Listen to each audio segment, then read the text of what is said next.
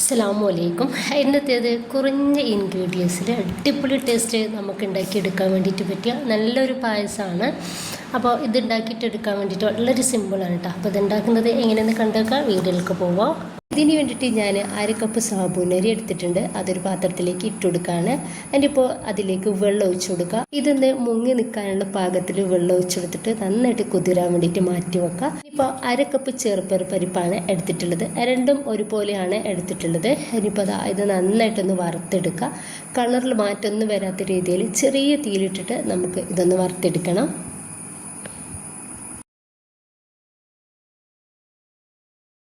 അപ്പോൾ ചെറുപയർ പരിപ്പ് ഞാനിതാ നന്നായിട്ട് വറുത്തെടുത്തിട്ടുണ്ട്. അപ്പോൾ ഇത്രയും മതി. ഇനിയിപ്പോൾ നമുക്ക് ഇതൊന്ന് കഴുകിയിട്ടെടുക്കണം. അപ്പോൾ ഞാനിതൊന്ന് കഴുകിയെടുത്തിട്ടുണ്ട്. ഇനിയിപ്പോൾ ഇതിലോട്ട് ഞാൻ 1 കപ്പ് വെള്ളമാണ് ഒഴിച്ചെടുക്കുന്നത്. ഇനിയിപ്പോൾ നമുക്കിത് കുക്കറിലിട്ടിട്ട് ഒരു വിസിലൊന്ന് അടുപ്പിച്ചിട്ടെടുക്കുക. ഒരു വിസിൽ അടുക്കുമ്പോഴേക്കും ഇത് നന്നായിട്ടൊന്ന് വേവായിട്ട് കിട്ടിക്കോളും. ഇനിയിപ്പോൾ ഞാൻ ഒരു 4 ക്യൂബ് ശർക്കര എടുത്തിട്ടുണ്ട്. അതിലേക്ക് 1/2 കപ്പ് വെള്ളം ഒഴിച്ചെടുത്തിട്ട് അതൊന്ന് ഉരുക്കിയെടുക്കുന്നുണ്ട്. അപ്പോൾ ശർക്കരയൊക്കെ നന്നായിട്ടൊന്ന് ഉരുകി കിട്ടിയിട്ടുണ്ട്. ഇനിയിപ്പോൾ നമുക്ക് ഇതൊന്ന് ഗ്യാസ് ഓഫ് ചെയ്തിട്ട് ഒന്ന് അരിച്ചിട്ട് ഒന്ന് മാറ്റി വെക്കാം. ഇനിയിപ്പോൾ ഞാൻ ഈ ഒരു സാബൂനരി ഈ അരിപ്പയിലിട്ടിട്ട് വെള്ളം മൊത്തത്തിലൊന്ന് ഒഴിവാക്കി എടുത്തിട്ടുണ്ടായിരുന്നു.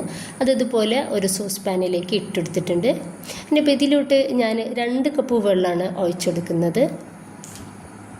എന്നിട്ട് ഈ ഒരു സാബൂനരി നമുക്ക് നന്നായിട്ട് തന്നെ വേവാക്കിയിട്ടെടുക്കുക. ഇത് അധികം ടൈം വേണ്ട.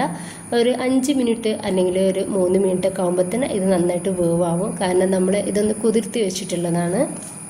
ഇപ്പം നമ്മളത് വേവ് കഴിക്കണമെന്ന് കൈ വെച്ചിട്ട് ഇതുപോലെ ഒന്ന് നോക്കുക. അത് നല്ല ചൂടാണ്. അപ്പോൾ ഞാൻ ഇതിന്ന് എടുത്തൊന്ന് കഴിച്ചിട്ടുണ്ടായിരുന്നു. ആ ഒരു ടൈമിൽ ഇത് നന്നായിട്ട് വേവായിട്ടുണ്ട് കേട്ടോ. നമ്മുടെ ചെറുപയർ പരിപ്പ് നന്നായിട്ട് വേവായിട്ടുണ്ട്. ഇനിയിപ്പോൾ ഈ ഒരു പരിപ്പ് മുഴുവനായിട്ട് തന്നെ നമുക്ക് ഈ ഒരു സാബൂനരിയിലേക്ക് ഇട്ടുകൊടുക്കാം. എന്നിട്ട് ഇത് നന്നായിട്ട് ഒന്ന് മിക്സാക്കി കൊടുക്കുക. അതിനിപ്പോൾ ഈ ഒരു സാബൂനരിയും പരിപ്പും കൂടെ നമുക്ക് ഒരു 5 മിനിറ്റെങ്കിലും ഒന്ന് വേവിച്ചെടുക്കണം. ഞാനിപ്പോൾ ഇതിലേക്ക് 1/2 കപ്പ് വെള്ളം കൂടി നല്ല ചൂടുള്ള വെള്ളമാണ് ഒഴിച്ചെടുക്കുന്നത്. 1/2 കപ്പാണ്. അപ്പോൾ അതുകൂടി ഒഴിച്ചു കൊടുത്തിട്ട് ഞാനിതാ നന്നായിട്ട് മിക്സ് ആക്കിയിട്ട് ഇതൊന്ന് മൂടി വെക്കുന്നുണ്ട്.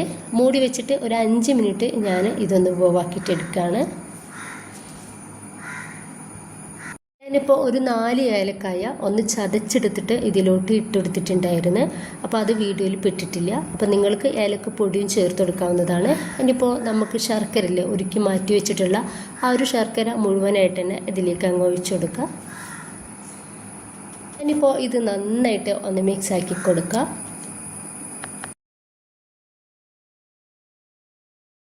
വേണമെങ്കിൽ ഒരു പിഞ്ച് ഉപ്പ് ഇതിലോട്ട് ചേർത്ത് കൊടുക്കുക.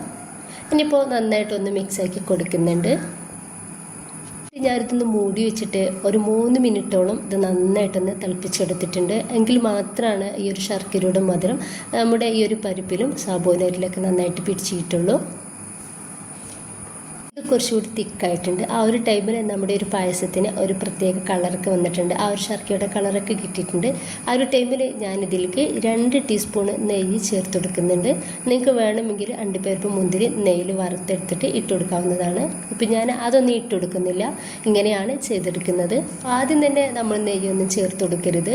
ഈ ഒരു ലാസ്റ്റ് ടൈമിൽ വേണം നെയ്യ് ചേർത്ത് കൊടുക്കാൻ വേണ്ടിയിട്ട്. എങ്കിലും നമ്മുടെ ഒരു പായസം കുടിക്കുന്ന സമയത്ത് ആ നെയ്യൊരു ടേസ്റ്റ്, നെയ്യൊക്കെ ഇഷ്ടമുള്ളവരാണെങ്കിൽ നല്ല സൂപ്പർ ടേസ്റ്റാണ്. ലാസ്റ്റ് ഇതിലോട്ട് ഞാൻ നല്ല കട്ടിയുള്ള 1/4 കപ്പ് തേങ്ങാപ്പാലാണ് ഒഴിച്ചെടുക്കുന്നത്.